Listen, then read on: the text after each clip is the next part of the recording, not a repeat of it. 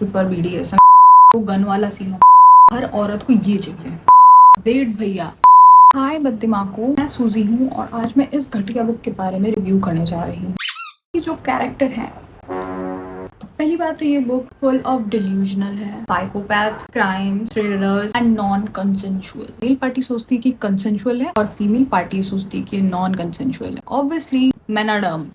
इस पुस्तक में एक जेड नाम का व्यक्ति होता है जो कि एक गैंगस्टर टाइप होता है, जो कि ये ह्यूमन ट्रैफिकिंग एंड चीज़ों को कंट्रोल करता है, मतलब एक नोबल काम करता है। बट उसकी जो पर्सनल चीज़ें हैं जो इस बुक में डिपिक्ट की गई हैं वो बहुत ही घटिया हैं। वो जब एडिलाइन को देखता है तभी से उसके मन में बहुत ही अजीब सी चीज़ें आ जाती हैं एंड वो एडिलाइन के साथ रेप करता है। जी हाँ, बहुत ही एडल्ट्री चीजें हैं जो कि मैं यहाँ बता तो नहीं सकती अपने मुंह से, बट इस आदमी ने उस चीज को किया है। ऑल द निब्बीज out of here gonna defend this book कि भाई वो बंदी तो चाहती थी कि उसके साथ ऐसा हो।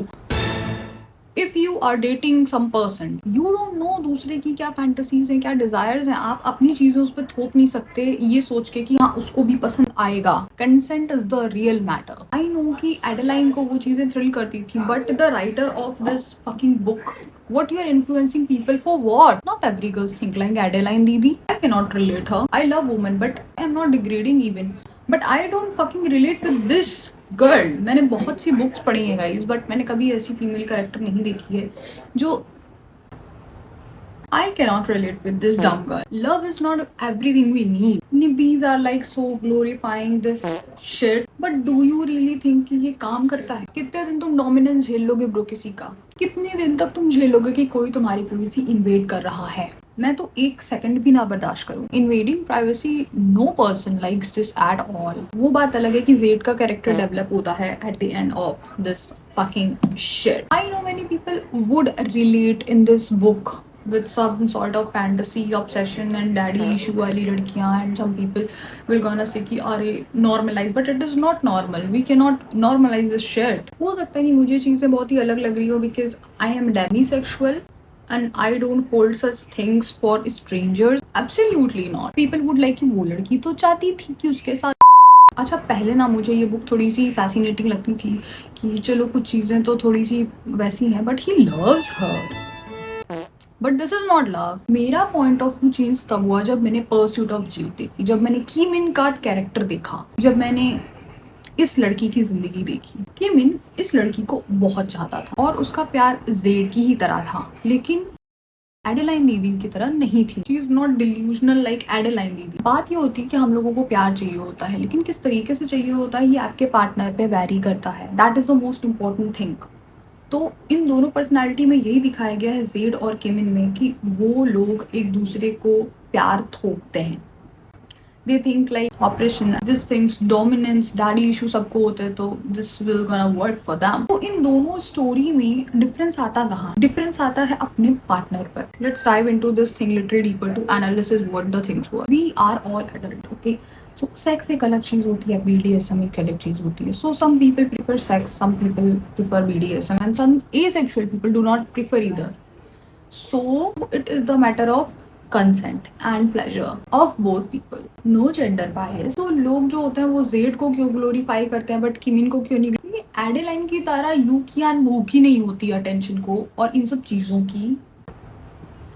यूकियान को पता था कि प्यार क्या होता है and she was really seeking of love, not about obsession, attraction and blah blah like Adeline did. In pursuit of Jade, Yu Qian does not enjoy any sort of jest and of being thrilled or being scared like Adeline. Some people are not psychopath but still normalizing this because it's their perspective making it. But उनको भी ये चीज़ understand करनी चाहिए कि उनके perspective से हर इंसान नहीं चलता है and this is not normal. This was non consensual. किमिन और जेड का बहुत ही गंदा बचपन था and the reason why they act so weird and dumb because they don't know how to make love, because they never got love in their life. तो उनको पता ही नहीं था कि प्यार करते कैसे। Love is not about guys कि आपको कोई फूल पसंद आया बगीचा में, आपने उसको तोड़ लिया। It's like I like you, but what is love when you do not plug it, when you watch the flower getting bloom? That is love. In both of the character, if we talk about, they are just trying to hold that person, औरतों को hold कर रहे हैं कि नहीं तो मेरे पास रहोगी, उसको ऑप्रेस करना, उसकी खुशी ना देखना and sort of things. But अगर पर्सपेक्टिव की बात करें तो दोनों युवतियों की पर्सपेक्टिव अलग थी। But as long as you don't know your partner की, उसकी फैंटेसीज एंड डिजायर के बारे में आपको नहीं पता है, so how you gonna start this things doing non consensual thing? I am dumb, you'll get into yourself in prison. Must aware you, there is no love at all दोनों ही category में। बट ये चीज़ बोलने में भी मुझे बुरा लगता है बिकॉज वो लड़कों की कोई गलती नहीं है, उनकी लाइफ में ट्रॉमे ऐसे थे, उनको ऐसा लगा कि यही प्यार होता है। They never being loved, so they don't know about कि प्यार करते कैसे हैं। The most scariest part of this character is like men thinking in the society that every woman fucking want this. Bro, not at all. We discussed it. ये चीज अपने घुटने में बसी बुद्धि से बाहर निकालो। They start to being like Zayd and Kimin with that girl. Oh my god, I'm pity for you. Oh damn, this book should be get banned.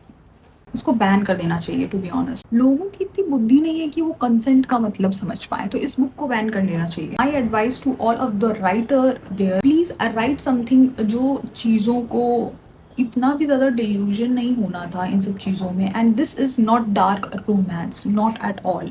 मैंने डार्क रोमांस पढ़ी है और ये डार्क रोमांस तो बिल्कुल भी नहीं है। एंड राइटर का मतलब क्या होता है, लिटरेचर का मतलब क्या होता है कि आप ऐसी कुछ चीज़ें लिखें जिनसे सोसाइटी की चीज़ें अपब्रिंगिंग अच्छी हो, कुछ ऐसी इफेक्ट हो जो अच्छा हो सोसाइटी के लिए। What are you doing this? ऐसी बुक्स बना के what are you doing this? Man in a delusional that हर औरत को ये चाहिए। This is fucking insane. Pursuit of Zade में 2 कपल्स दिखाए गए थे, किमिन का और ली जांग का। तो वो इसीलिए दिखाया गया था कि प्यार क्या होती है ना ऑब्सेशन क्या होता है।